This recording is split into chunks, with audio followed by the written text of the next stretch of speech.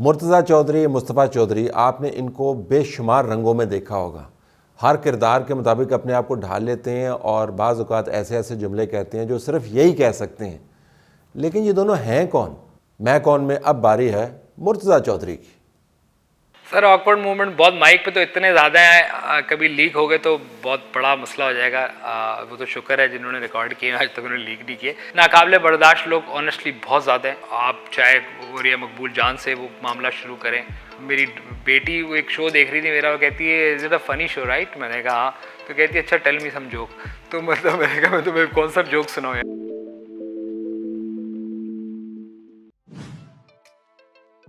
Sir Murtaza Chaudhary ज़िंदगी में confusion रही है क्योंकि जो टीवी के ऊपर नाम है वो फ़र्क है।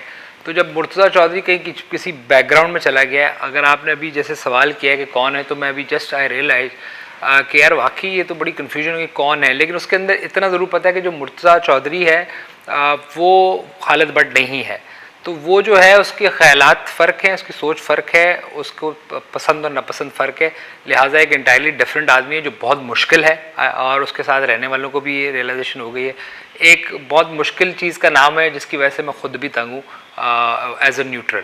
मैं न्यूट्रल की बात करूँ जब मुर्तज़ा और खालिद भट्ट के बीच का न्यूट्रल को गलत नहीं समझेगा, ना न्यूट्रल गाली भी नहीं इनफैक्ट। यहाँ तक ऐसे पहुँचा सर, बड़ी लंबी कहानी है इसकी, और उसमें चंद फ़वाइद और नुकसान है उस कहानी के। फ़वाइद ये हुए कि एक बच्चा होता है जो बिल्कुल नाकारा होता है, और आपके घर वालों को पता होता है कि इसके ऊपर तो इन्वेस्टमेंट किसी किस्म की करनी नहीं है, ना वक्त लगाना है इस पर, ना पैसे लगाने हैं। पढ़ाई में भी बहुत कोई कमालात नहीं थे, दिमागी तौर पर भी बड़ा इल्यूजन था, बड़े अजीब से ख्यालात और मामलात थे। तो घर वालों ने छोड़ दिया। उस छोड़ने का ये फ़ायदा हुआ कि किसी किस्म की रिस्ट्रिक्शन से निकल के आपको इतनी आज़ादी मिल गई कि आपने कहा कि अब बाकी काम तो आपके बस के है नहीं, मैं अपनी बात कर रहा हूँ, तो क्यों ना मैं वो काम करूँ जो मुझे पसंद है। तो उसका फ़ायदा ये हुआ कि वो उनकी जो इग्नोरेंस थी ना वो मेरे लिए ब्लेसिंग हो गई, और फिर मैं अपनी सोच को लेके आगे बढ़ा। और जिस किस्म की भी इस वक्त सोचते थे, हमें नहीं पता था कि अब यहाँ तक कैसे पहुँचना है। आई डोंट नो, ये पहुँचना यहाँ तक कोई बहुत अच्छी बातें नहीं है, लेकिन उसको यूटिलाइज़ करते हुए, घर वालों की इग्नोरेंस को यूटिलाइज़ करते हुए यहाँ तक पहुँच गए।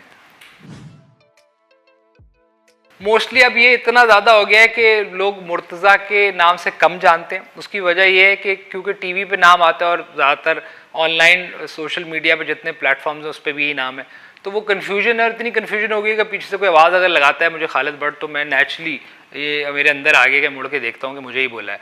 तो इतनी कन्फ्यूजन है, ज़्यादातर लोग खालिद भट्ट के नाम से ही जानते हैं, बट जो काम हम दूसरा करते हैं एज अ प्रोफेशन उसमें मुर्तज़ा के नाम से जानते हैं। बट वो भी जब शक्ल सामने आती है तो उसमें कन्फ्यूजन में आ जाते हैं। तो मोस्टली खालिद भट्ट। सर देखिए, कामयाबी तो एक सब्जेक्टिव सा वो है।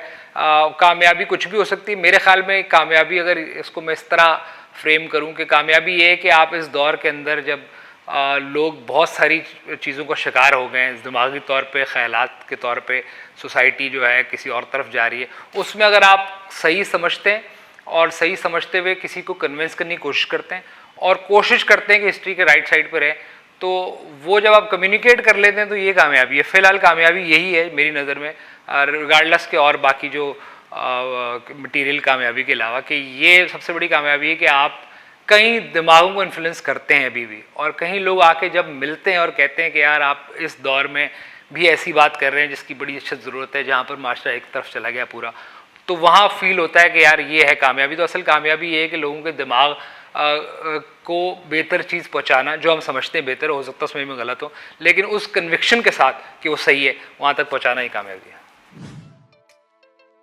सर ख्वाब तो बड़े ख्वाब है कि बेहतरी के लिए कोई काम किया जा सके। ख्वाब बड़ा यही है कि कोई बहुत अच्छा काम किया जा सके और उस लेवल का काम किया जा सके जिसमें आप मुल्की लेवल पे रिफ्लेक्ट करें।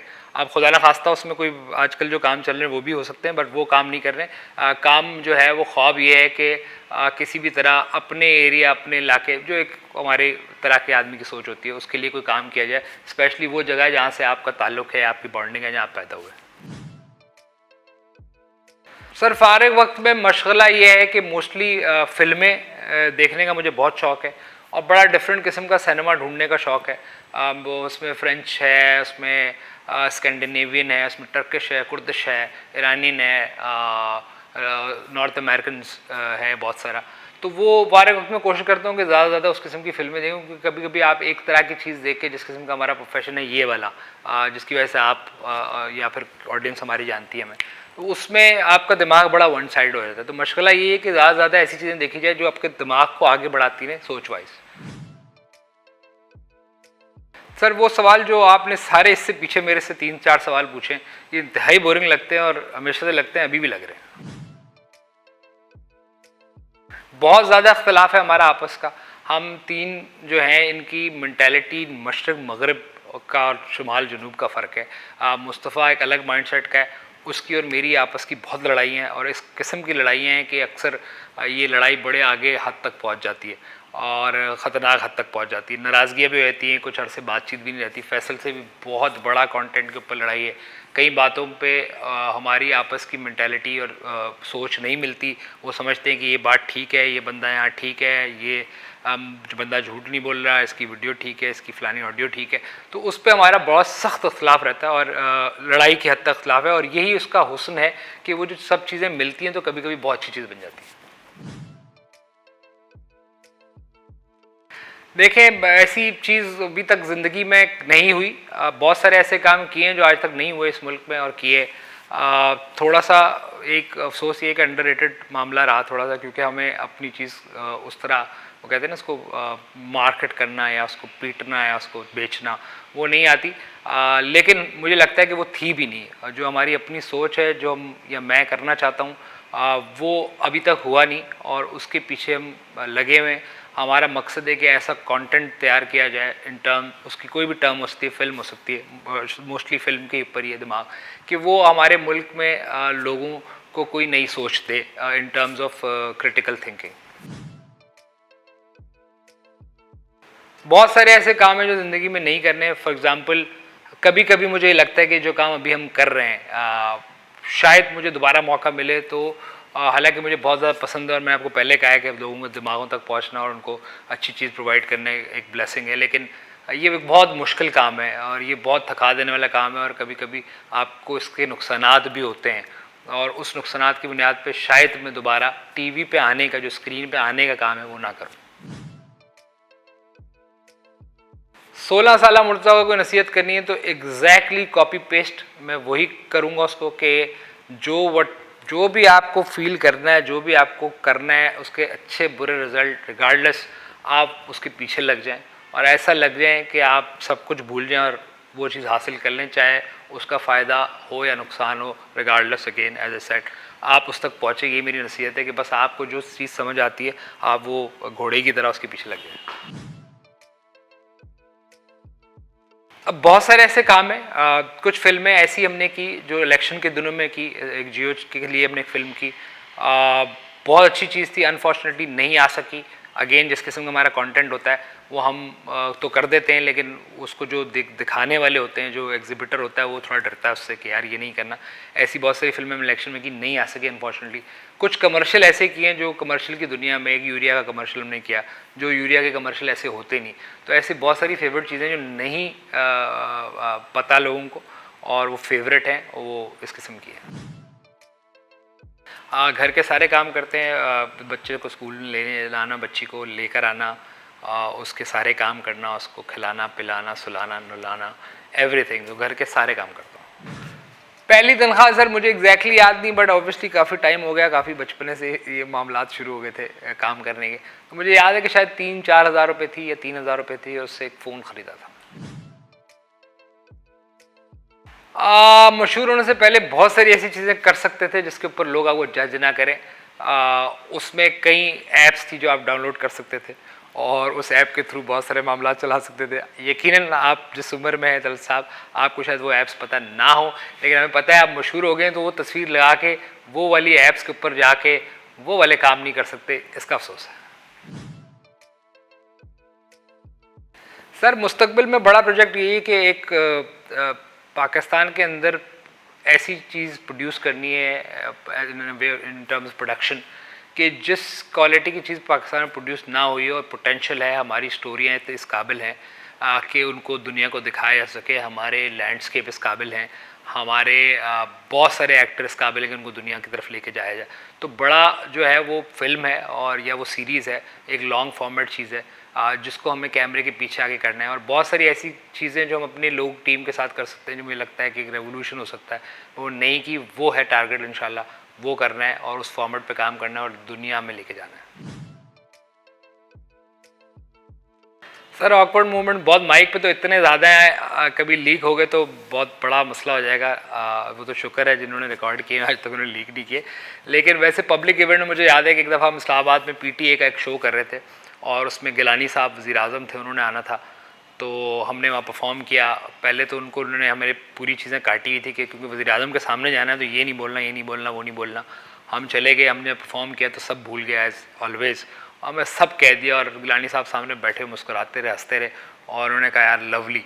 तो हम उस दिन थोड़ा सा फील रहा है कि है ना, आपकी जो बात कह सकते हैं आप किसी मुंह पे भी कह सकते हैं। तो बड़े खुश थे और इतने खुश थे कि जैसी बैक स्टेज गए, वहाँ एक बड़ा आला सा रूम बना हुआ था, उसमें हाई टी का इंतज़ाम था। वहाँ घुसे, जाके हमने एक केक पड़ा हुआ था, केक में यूँ हाथ मारा, वो बड़ा खूबसूरत केक था और क्योंकि भूख लगी हुई थी तो हाथ भी ऐसा मारा कि वो 3 उंगलियाँ भी यूँ आ गई। और जब वो खा लिया तो पीछे से लोग आए जिन्होंने सूट पहने हुए थे और हैंड्स फ्री लगाए हुए थे और वो वज़ीर आज़म के स्पेशल गार्ड्स थे। उन्होंने आके सर पकड़ा और 2-3 गंदी सी गालियाँ दी, बोला वज़ीर आज़म का केक खा लिया तुमने। इतना ऑकवर्ड मोमेंट के सब लोग वहाँ आए और कुछ ख़वातीन भी हैं और उनके सामने उन्होंने मुझे बड़ा जलील किया कि तुमने यार वज़ीर आज़म का केक खा लिया। तो पता है ये केक 2 दिन पहले अप्रूव होता है और फिर उसकी टेस्टिंग होती है और वो कोई ऐसा केक थोड़ी कि बेकरी से लाया और किसी ने कहा लिया वज़ीर आज़म का केक। तो बड़ी जलालत हुई। तो वो बड़ा ऑकवर्ड मोमेंट था। अब माइक वाले भी कहीं ज़्यादा हैं और शायद इसमें भी कहीं मिल जाए। होपफुली आपको कोशिश करेंगे कि पूरा ना भेजें, वरना आपके बारे में कहीं बोलना दिया कुछ बहुत ज़्यादा रहता है। और लोगों की बात करें, मैं द अदर डे मेरी बेटी वो एक शो देख रही थी मेरा, वो कहती है is it a funny show right. मैंने कहा हाँ। तो कहती है अच्छा टेल मी सम जोक। तो मतलब मैंने कहा मैं तुम्हें कौन सा जोक सुनाऊँ यार, 5 साल की बच्ची। तो बहुत प्रेशर रहता है क्योंकि 5 साल की बच्ची भी जब ये डिमांड कर रही है कि तुम्हारा शो फ़नी है तो मुझे कोई जोक तो सुनाओ। तो हमेशा ये प्रेशर रहता है। लोग ये समझते हैं कि आपकी पर्सनैलिटी होगी ऐसे कि आप जहाँ जाएंगे आप ठट्टे लगवाएंगे और लोग फ़ैन हो जाएंगे और आपकी जो वो बहुत कंफर्ट लेवल चाहिए उसके लिए, वो जब तक नहीं होता आप नहीं करते। तो रियल लाइफ में बड़ा प्रेशर है और उतनी बोरिंग है। नाकाबिले बर्दाश्त लोग ऑनेस्टली बहुत ज़्यादा हैं एंड उसमें आप चाहे गोरिया मकबूल जान से वो मामला शुरू करें और वो ऐसे लोगों तक ले जाएं जो सोसाइटी को ख़राब करने में अपना किरदार अदा कर रहे हैं, लोगों को दिमाग ख़राब कर रहे हैं, जो लोगों को उकसा रहे हैं वायलेंस के ऊपर, जो तशद्दुद के ऊपर उकसा रहे हैं, जो घर में ख़वातीन के ऊपर जुल्म कर रहे हैं, जो उनको मारपीट कर रहे हैं, जो एक मर्दाना सोच रखते हैं और उनके उसमें कोई ख़वातीन के बारे में कुछ नहीं। इन सारी सोचों के ख़िलाफ़ है, इन सारे लोगों के ख़िलाफ़। और वो लोग बहुत ज़्यादा हैं और वो इतने ज़्यादा हैं कि वो ये कहते हैं कि अब हमें 2/3 के साथ इन लोगों को मुकाबला करना है, लाना नहीं, मुकाबला करना है। काबिल बर्दाश्त लोग इस मुल्क में बड़े प्यारे प्यारे लोग हैं और हम अच्छे लोग हैं जिनको सुनने में मज़ा आता है, जिनकी सुनने में मज़ा आता है और जिनको पढ़ने में मज़ा आता है। तो काबिल बर्दाश्त मेरा ख़्याल है इस मुल्क में हमें नाउम्मीद नहीं होना चाहिए। कम से कम 50% लोग ऐसे जो काबिल बर्दाश्त भी हैं इसमें। बेहतरीन लोगों में एक साफ़ी इस्लामाबाद में जो हमारे पसंदीदा हैं वो साफ़ी तलत हुसैन साहब हैं। बेहतरीन लोगों में उनका नाम सबसे ऊपर आता है। उनको हम उस तरह सुनते हैं, समझते हैं और उनसे राय लेने की कोशिश करते हैं। उसके अलावा बहुत सारे ऐसे और लोग भी हैं जो बड़े जैसे कहते हैं ना गैर जानबदार किस्म के लोग हैं, सही चीज़ पे कमेंट्री करते हैं और उनमें आपको सच्चाई नज़र आती है। वो सारे पसंदीदा लोग हैं। अगेन आधे लोगों के नाम लें तो शायद नाराज़ हो जाएंगे। और बहुत सारे यंग लोगों में, अभी पिछले दिनों में काफ़ी लोगों को देख रहा था, वो पसंदीदा लोगों में आए काफ़ी। फेमिनिज़म मेरे लिए एक बहुत अहम तरीन चीज़ है। मेरे लिए फेमिनिज़म ये है कि मेरी जो बेटी है उसके नाम के आगे उसकी माँ का नाम आता है, यानी कि इतनी इंपॉर्टेंस दी है हमने फेमिनिज़म को और उसको हम इतना वैल्यू करते हैं कि मेरी बेटी के नाम के आगे उसकी माँ का नाम पहले आता है। सियासत में देखें बड़े लोग पसंद हैं मुझे, ऑनेस्टली डिसेंट सियासतदान जो बायस्ड ना हो, जिसके अंदर से जहर ना उगला जा रहा हो, वो मुझे पसंद है। मैं ख्वाजा साद रफ़ीक एक बहुत डिसेंट आदमी लगते हैं मुझे। अगेन आपने मुझसे सवाल किया तो मैं उसका जवाब, मुझे पसंद है वो। मुझे मुस्तफ़ा नवाज़ खोकर एक बड़ा बैलेंस्ड आदमी है, मुझे पसंद है। मुझे कायरा साहब पसंद है, मुशाहिदुल ख़ान साहब मरूम, मुस्तफ़ा कमाल साहब, उनको तो खैर हम शायद उस तरह मेरे दोस्त भी हैं तो शायद सो ऐसे कह रहा हूँ, लेकिन ऐसे लोग जो थोड़े से काबिल बर्दाश्त हों और अपनी तस्हीर भी कर रहे हो कि हमने कुछ गलतियाँ की और उसको मान भी रहे हो और अपनी गलतियों को भी मान रहे हो और सच कहीं ना कहीं भले छुपा हुआ सही कहीं बोलने की कोशिश करते रहे, ऐसे लोग पसंद। सर वैसे अगर आप किसी स्टार की बात करेंगे तो मुझे एक फुटबॉलर है क्रिस्टियानो रोनाल्डो, उनसे मिलने का बड़ा शौक़ है कि उसको कभी लाइव देखा जाए। एक्टर्स बहुत अच्छे अच्छे एक्टर्स हैं, मुझे इरफान खान से मिलने का बड़ा शौक़ था मगर वो तो खैर अब नहीं है रहे इस दुनिया में। टर्किश एक्टर हैं जैसे पाकिस्तानी लोग बहलूल के नाम से जानते हैं, वो मुझे बहुत पसंद है, is a very good actor. एक फ़्रेंच फिल्म डायरेक्टर है, उससे मिलने का मुझे बड़ा शौक़ है, जिसकी अभी आजकल एक फ़िल्म रिलेटली आई है एथेना, फ्रेंच फिल्म मेकर है, उससे मिलने का शौक़ है, नाम भी थोड़ा मुश्किल सा है। तो कहें काफ़ी लोग लिस्ट है कि जिनसे मिलने का शौक़ था।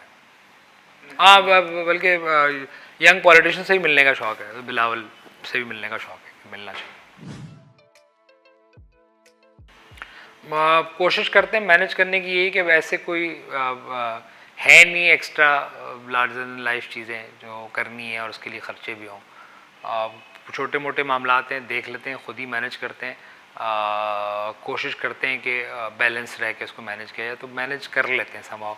कोई अमेजिंग नहीं है, हिसाब में तो इतने बुरे हैं कि अगर आप एक बीमारी है, आई डोंट नो उसका क्या अंग्रेज़ी में नाम नहीं पता मुझे, कि अगर आप मुझे कुछ पैसे मेरे हाथ में देंगे और बोलेंगे कि ये 10,000 रुपये और वो हुए 8,000 रुपये, तो मैं आपके सामने गिनूंगा और मुझे वो 10 ही लगेंगे। और आप मुझे कन्विंस करने की कोशिश करेंगे, मैं आपके सामने गिनूंगा। इतना बुरा हाल है फाइनेंस में, उसमें वो तो फेल भी हुए मुझे याद है कि विंटर में, लेकिन बस कुदरत अल्लाह मैनेज कर रहा है जी। देखें ट्रोलिंग का सबसे आसान हल ये है कि उसको मैं देखता ही नहीं हूँ, इग्नोर करता हूँ।